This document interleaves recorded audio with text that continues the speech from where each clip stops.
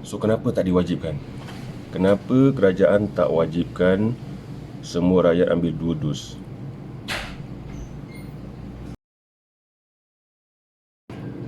Bismillahirrahmanirrahim. Assalamualaikum warahmatullahi wabarakatuh. Salam sejahtera, salam ceri ucapkan kepada anda semua.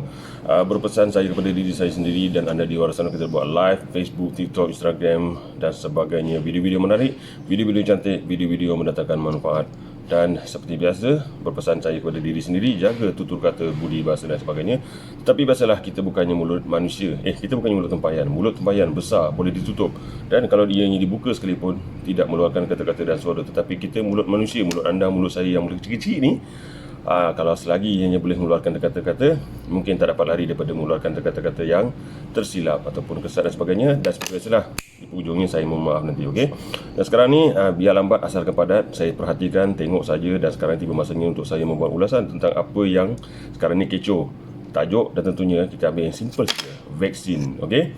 Jadi nampak kat sini sekarang ni yang baru, yang terbaru yang mendatangkan isu ni semakin hangat apabila Menteri Kesihatan kita yang terbaru, Menteri Kesihatan yang terbaru, iaitu tentunya KJ Khairy Jamaluddin telah mengeluarkan kenyataan yang cukup pedas, tajam, dan juga ada yang mengatakan ianya sebagai ego. Okey, kena faham kerajaan Perikatan Nasional sekarang adalah satu kerajaan yang macam mana nak cakap, unik unik macam itulah, sebab ianya tergolong ataupun daripada kalangan mereka-mereka yang orang kata tewas dalam pilihan raya. Okey, tapi tak apalah, kita bukan nak cerita lebih-lebih pasal politik ni.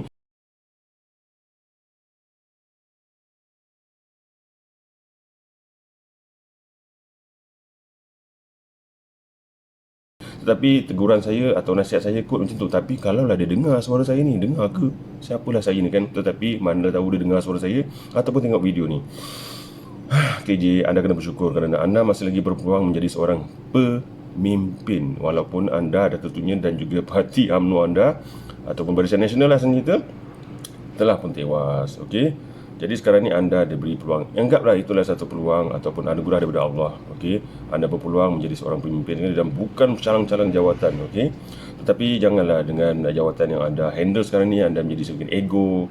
Okey, lupa daratan dan sebagainya. Ingat, anda mengeluarkan statement, kalau tak silap kalau silap minta maaf, statementnya menyatakan kerajaan akan susahkan golongan anti vaksin. Saya ulangi, kerajaan akan susahkan golongan anti vaksin. Anda mention kerajaan kan?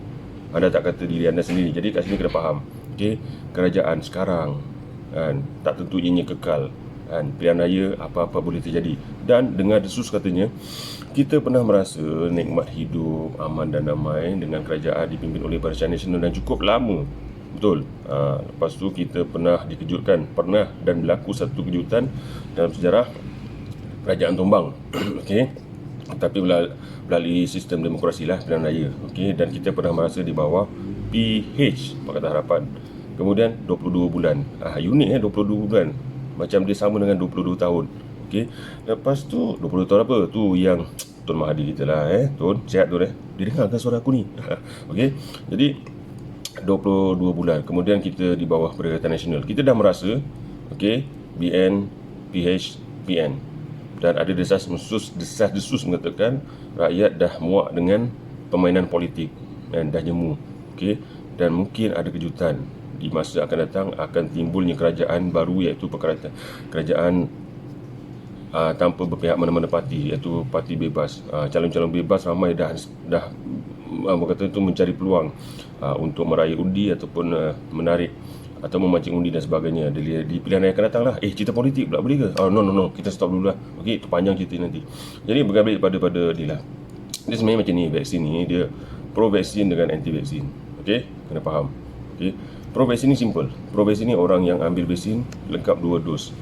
Itu pun tak boleh kata pro vaksin juga, dia just ambil je lah vaksin tu. Okey, tapi pro vaksin jugalah. Okey, yang kedua, dia tak ambil dos, dia tak ambil vaksin, tetapi dia pro vaksin. Sebab apa? Dia kata doktor nasihatkan dia dengan keadaan kesihatan dia tak boleh ambil vaksin, ada risiko. Tetapi dia mempromosikan atau menggalakkan orang ramai, pakcik dah macam tu lah, pakcik dah tak boleh ambil vaksin lah. Doktor kata tak boleh, pakcik ada sakit ni. Tapi korang yang sehat, korang yang muda ni ambil lah vaksin. This is one of pro vaksin jugalah. Jadi dah 2 golongan pro vaksin yang saya rasa banyak lagi yang saya nak kategorikan, tapi saya rasa cukuplah 2 ni. Tetapi pro vaksin yang pertama tadi, dia boleh bertukar menjadi anti vaksin. Sebab apa? Sebab dia dah suntik 2 dos, tetapi tiba-tiba dia mendapat kesan sampingan. Ada ke? Tak ada kan? Ada. Ada. Oh, ada. Ada, nanti kita cek sendirilah rasanya kalau di YouTube. Dan tapi ada juga yang terkesan ni, dia pun membuat kenyataan dan katanya bukan sementara, dah berbulan-bulan. Okey, apabila dirujuk kepada KKM ataupun yalah dan sebagainya, ada yang buat laporan polis katanya.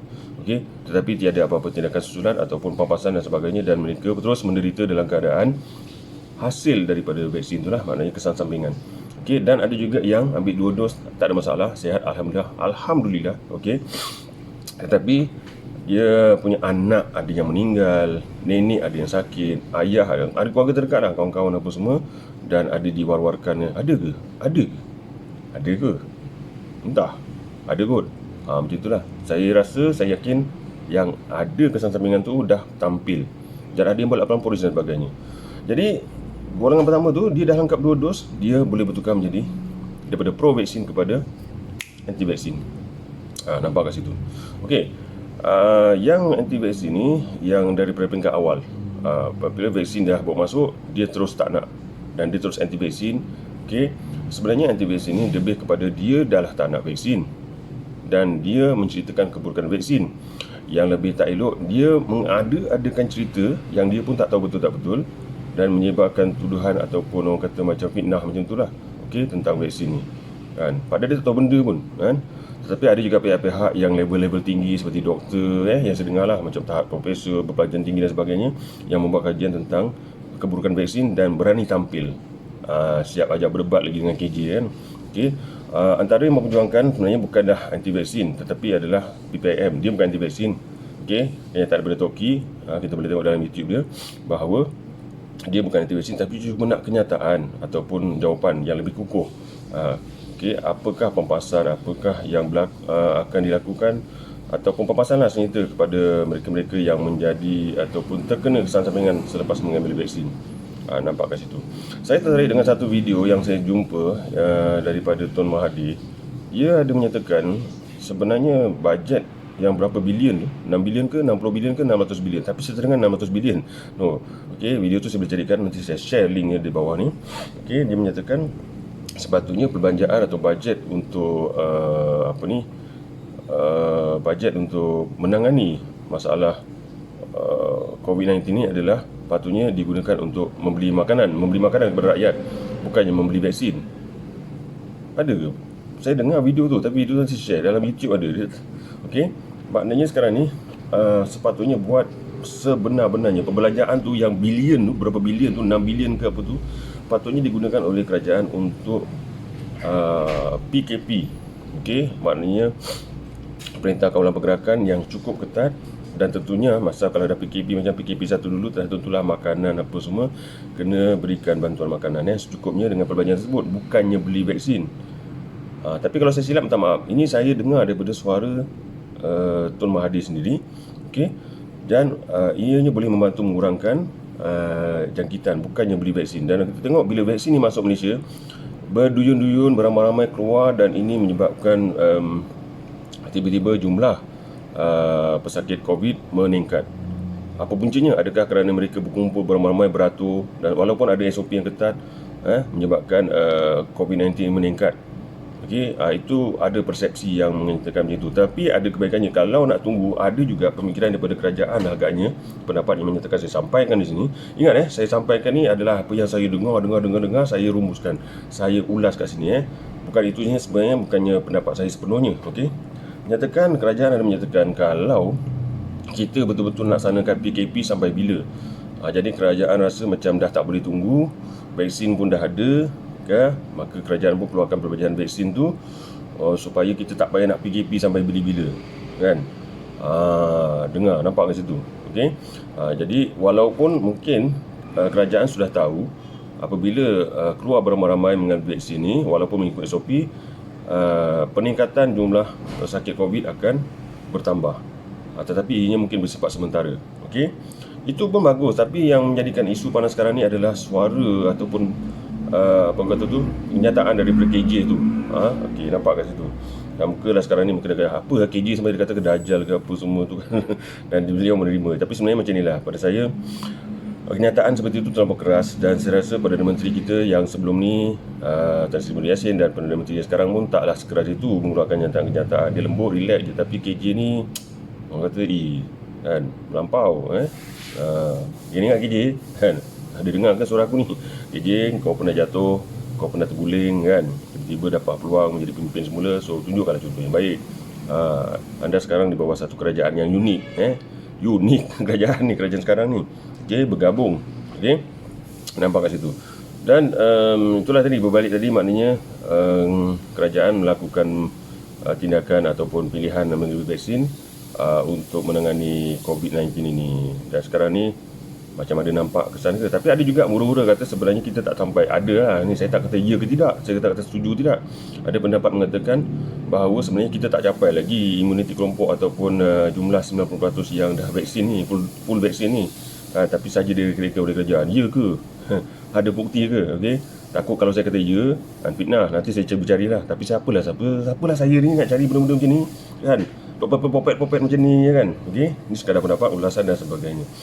Jadi saya ingin kongsikan juga bahawa ada tak yang sudi komen, sebab saya tak pernah tutup ruang komen saya, tetapi komen-komen yang positif, yang membina, itu yang saya mahukan. Ada tak negara yang tak ambil vaksin langsung? Okey, pertama lihat ruang komen nanti, anda boleh bagikan pendapat. Kita ingin kongsikan ada tak negara yang langsung tidak mengambil vaksin, pertama. Kedua, ada tak negara yang terpulang nak ambil vaksin boleh, tak ambil pun tidak, kan? Ada tak selain daripada Malaysia? Okey, kedua. Ketiga, kan, ada tak negara lain yang ambil macam-macam jenis vaksin macam kat Malaysia ni? Ada tak negara lain? Keempat, apakah jenis-jenis vaksin yang diharamkan di sesebuah negara? Empat. Lima dah. Ada pening dah aku. Tak apa dah. Okey, janji video ni pun boleh ulang-ulang kan. Okey. Okey, jadi itulah yang saya inginkan jawapan. Dan apa saja komen-komen mengenai vaksin ini, okey, ataupun vaksin dan COVID-19 ni boleh di ruang komen, okey. Tapi ingatlah, okey, saya mohon, okey, komen-komen yang membina, komen-komen yang sekarang ni kita dah pening dah, kan. Okey, kita kena faham situasi sekarang dah pening. Okey, yang dah ambil vaksin ni orang kata alhamdulillah lah, tak ada masalah apa. Yang dah ambil vaksin tapi menderita tu kita doa-doakan. Yang belum mengambil vaksin pun ada yang menderita positif tapi dah sembuh, mungkin menggunakan khabar tusuk, sauda, kurma dan sunnah-sunnah Nabi, dah aiswam dan sebagainya, ada cengkeh apa semua tu kan, alhamdulillah. Yang langsung tak ambil vaksin dan tidak pernah menerima apa-apa gejala positif COVID-19 pun alhamdulillah ada. Jadi sekarang ni kita nak cerita lebih-lebih pun tak naklah huru-hara. Kita dah terbiasa dulu bergaduh pasal politik, left group dan sebagainya. Kemudian baru-baru ni kita bergaduh juga pasal pendakwah, ustaz ni apa semua kan, pro ustaz ni, pendakwah ni. Dan sekarang ni kita berbalik, yang itu dah senyap sikit, yang isu pendakwah tu, ustaz beliau tu, okey, kita tunggu dan kita mengharapkan sesuatu yang positif hasil siasatan polis nanti, okey. Dan kepada ustaz beliau, teruskan perjuangan anda dan juga pendakwah-pendakwah lain, okey. Dan sekarang ni kita dah berbalik kepada pro vaksin dan anti vaksin. Kepada yang anda yang sudah lengkap 2 dos, sihat dan sebagainya, okey, kekalkan SOP dan sebagainya, dan janganlah nama kata tu nak bertekak ataupun nak menghina sangat golongan-golongan anti vaksin. Kadang-kadang bukan semua anti vaksin, tapi dia tak vaksin pun kita tak boleh anggap dia anti vaksin. Okay, ramai juga yang tak ambil vaksin tapi kita tak boleh judge dia, hukum dia sebagai anti vaksin. Dia anti vaksin ni dia melebih-lebih, kan. Dia menceritakan keburukan vaksin tanpa fakta, menceritakan keburukan vaksin tanpa fakta yang kukuh. Okey, yang itu saya kategorikan anti vaksin yang melampau. Okey, ada juga anti vaksin yang mempunyai poin-poin yang kukuh. Okey, fakta-fakta yang kukuh. Okey. Sekarang ni pun saya tengok yang dah vaksin pun macam tadi lah, kena jaga SOP apa semua kan, dan kena faham bahawa sekarang ni anda ambil vaksin sebab apa. Okay, kita risau sekarang ni anda ambil vaksin kerana terpaksa. Okay, sebab saya tak dengar lagi kalau Muslim, minta maaf, yang ni penting, saya tak dengar lagi kerajaan mewajibkan majikan memaksa pekerjanya ambil vaksin. Tak ada. Kerajaan cuma keluarkan satu kenyataan bahawa vaksin ini digalakkan dan tidak diwajibkan. Tak ada paksaan lah senang cerita. Tapi anda yang bekerja di syarikat-syarikat dan sebagainya, pihak majikan meletakkan syarat perlu 2 dos baru boleh datang kerja. Kerajaan tak ada kan macam tu kan. Jadi sekarang ni menjadi masalah juga. Tapi majikan tak ada pilihan. Okey, kalau tidak entahlah. Tapi betul kan majikan yalah, tak ada pilihan. Maknanya terpaksa. Kalau tidak tak boleh nak buka operasi, hilang apa semua. Okey. Kemudian rumah dah sampai. Okey. Ada urusan jap. Kejap ya. Okey. So tak ada pilihan. Okey. Yang bekerja sendiri meniaga apa semua, dia ada pilihan lah. Dia nak vaksin ke tak vaksin ke, itu dia punya hak. Okey. Kemudian macam nak masuk pasar raya, masuk kedai apa semua, yang macam kat restoran ke apa tu memanglah.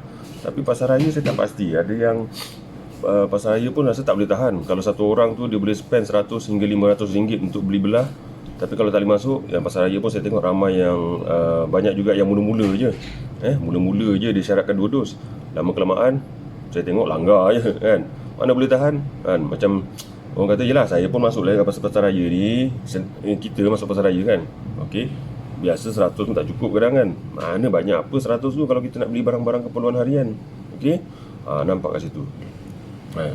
Jadi kat sini yang paling penting apa ni, saya cukup pelik kenapa nak pening-pening, kerajaan kena pening-pening nak paksa-paksa ni. Dia tak paksa. Dia paksa. Dia kenapa tak wajibkan? Dia istilah paksa lain. Sekarang ni kita dah nampak kerajaan dia lebih kepada paksa. Paksa secara lembut, secara halus. Siapa tak 2 dos tak boleh ke situ, tak boleh ke sini. Okey. Jadi ini dah jadi pelik. Okey. Patutnya diwajibkan kan senang. So kenapa tak diwajibkan? Kenapa kerajaan tak wajibkan semua rakyat ambil 2 dos? Silap kata terkasar bahasa, saya mohon maaf. Assalamualaikum warahmatullahi wabarakatuh. Thank you. Wah. Betul.